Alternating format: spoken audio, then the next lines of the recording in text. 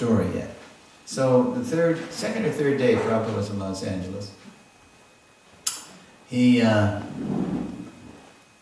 was just about to take some breakfast. I think he had some dried fruit and nuts in his hand, and in his fingers, and he was about to eat. And then Prajumna, his Sanskrit editor, runs in the room unannounced. He didn't bow down or knock or anything. He just ran in. He said, "Srila Prabhupada, I just met the leader of this CC study group, and he was minimizing the value of the Bhagavad Gita." You know, Prabhupada's Gita, as it is. So Prabhupada, the prasadam never got to his mouth. He just put it back in the dish, slammed his palm on the desk and said, "Call all the leaders. Call the leaders of this group. Call all the visiting temple presidents, sannyasis, GBCs, right now," during breakfast. The sacred time, right? So they came. The visiting leaders and people from the group. I wasn't in the room, but it's described in Harishar Prabhu, one of his diaries. He was there. And I had some friends who were in that CC study group, and they went. So I got a complete report right afterwards. So how does Prabhupada start the meeting? The visitors are there, all the people in the study group are there. And Prabhupada says, "Why are you jumping like monkeys?" That's how he starts.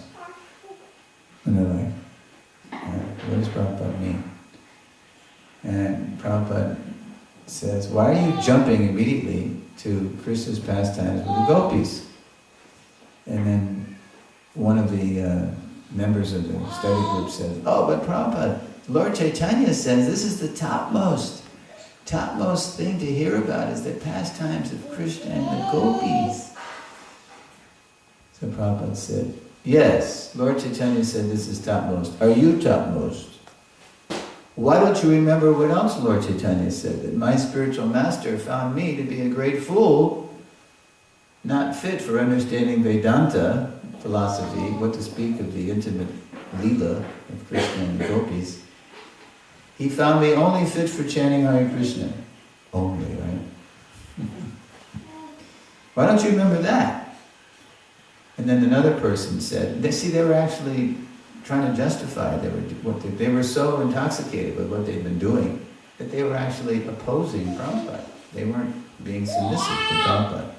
They were full of the real thing. So Prabhupada said, so somebody else said, "But Prabhupada, these are your books, we're studying your books. These are not somebody else's, this is what you gave us. You're studying, this is..." So Prabhupada said, "My books are like a drugstore. If you go to a drugstore, you can't just demand any drug. You have to have a prescription from your doctor for the specific drug that's relevant to your condition. So my advice for you, my prescription for you, is first Kurukshetra Leela, then Rasa Leela. First understand you're not this body. First things first. First deserve, then desire." That's where that came from, famous quote. First deserve, then desire. And then Prabhupada started saying, he was kind of begging them to understand what he was saying. He said, if you persist in this premature, hearing about Krishna and the gopis without being spiritually developed, without understanding, what the nature of these pure relationships, you will ruin your spiritual life. You will ruin your spiritual life. You will be just like a little child trying to understand what sex is when you're just a little child. As you grow up and you reach puberty and you feel sex desire, you'll automatically understand what sex is. Similarly, if you prematurely try to understand what Krishna and the gopis is all about, it's going to pervert you. You're going to think it's something mundane, and you will ruin your spiritual life. So don't do this. Don't indulge in this. Unfortunately, almost everybody except a couple of people in that group They didn't take Prabhupada's chastisement seriously. They were thinking, well, Prabhupada is speaking generally. He knows that actually I'm ready. Maybe other people in the group aren't ready, but I'm ready. So most of them did ruin their spiritual life. That's what happened. They met very unfortunate fates. Only a couple of people that I know survived that. So it's very grave when the spiritual master speaks like that, especially when he's, trying to correct, and you don't take it seriously. They were just so intoxicated with their newfound identity as gopis.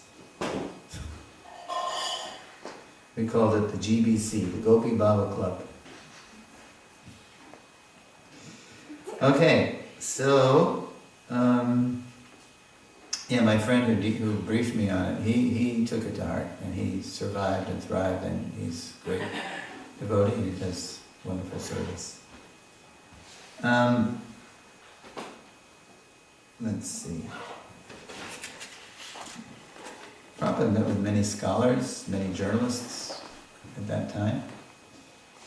And what else? Oh, it's that time too, because Prabhupada stayed 10 days. I told the devotees this, I think during the seminars, that after a week I said to my roommate, oh, Prabhupada's been here a whole week, I don't know how much longer I can take it. So, those of you who have heard me say that know what I mean, but those of you who didn't hear me say that before, what do you think I meant? If you didn't hear me say that. You weren't here, right, Prabhu? Did you hear me? You didn't hear me say that before, right? Okay. So what do you think I meant? I mean, it was wonderful being in Prabhupada's presence and having Prabhupada be in the same neighborhood as you for 10 days. So what did I mean when I said to my roommate, hey, Devamrita Brahmacharya, Prabhupada's been here a whole week. Isn't it great? I don't know how much longer I can take it. What did I mean? Do you know? Did you hear me say it before? No. Okay. Let's have it. What about familiarity breeds contempt? Familiarity breeds contempt. If you spend so long time, then you will... That's true, but that's not really relevant to what I said. I mean, how much longer I can take it. Unless you're guessing that I was thinking, I'm going to become too familiar. That's what's okay. Yeah. Okay, no? I didn't mean that. It was purifying the purifying aspect of being in his presence. It was purifying, so why did I say, I don't know if I can take this much longer? It was too tough to stay in the middle of the heat, so to speak. That's right. Yeah, it's like a hot, sweet chutney. Too hot to bear, too sweet to resist. So, as I told the devotees, when Prabhupada was just in the same neighborhood as you, you were forced to live at a level of Krishna consciousness that you weren't used to. That your false ego was like, whoa, no time for Maya, no room for Maya here, no room for some idea of being separate from Krishna. When it was really Krishna, Krishna, Krishna, 24 hours a day. So, yeah. So then Prabhupada left, we saw him off, and that was it. We never saw Prabhupada physically again. And the day that I did hear the news, just like everybody in America remembers where they were when 9/11 struck, right? When the planes hit the buildings. So similarly in ISKCON, everybody knows where they were if you were there in ISKCON. Where they were when they got the news that Prabhupada left the planet. I was in upstate in San Francisco, in Berkeley, across the bay, and I was addressing the Sankirtan devotees, the book distributors, because I was telling them how we produced the books. And they were fascinated, because they were distributing the books, they wanted to know how the books were made, so I was telling them. And then the Sankirtan leader, he went and he took the call, and then he came back and he made the announcement. Prabhu, Srila Prabhupada has just left this world. And that was the end of the, my little talk. That was the end of everything. That was it. Because we never really believed that Prabhupada would leave. We couldn't believe it. We couldn't imagine Prabhupada not being with us. But then we had the realization gradually. Actually, Prabhupada hasn't left. He left physically. And now he's entered each of our hearts more deeply as Vani Prabhupada, as his words, his spoken and written words. Yes, I remember walking back to the ashram from the Sankirtan breakfast and saying to this new bhakta, this new devotee, we've got to cooperate, we've got to cooperate, we've got to cooperate, because that's what Prabhupada was saying. He had said, your love for me will be shown by how you cooperate. So I said, we got to cooperate. That's all I could say. That was like a broken record. And that's still true. Okay, so now we're going to cooperate to glorify the Lord. And I only saw Prabhupada 7 times, but it's all about being in touch with his vibration, his spoken and written word. As Prabhu knows, by putting it on the radio. Right? If you want to feel close to Prabhupada, just listen to him. Hare Krishna, Krishna Krishna, Hare Hare, Hare Ram, Ram Ram, Hare Hare. Just listen to him. Okay, let's chant Hare Krishna. Srila Prabhupada ki jai.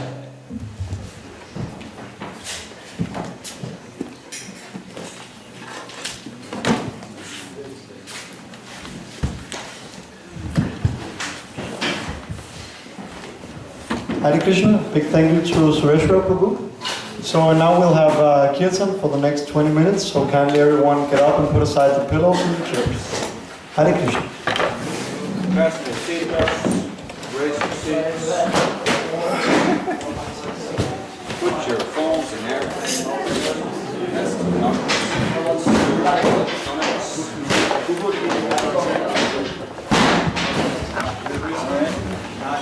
give this boy a clap for the mandates of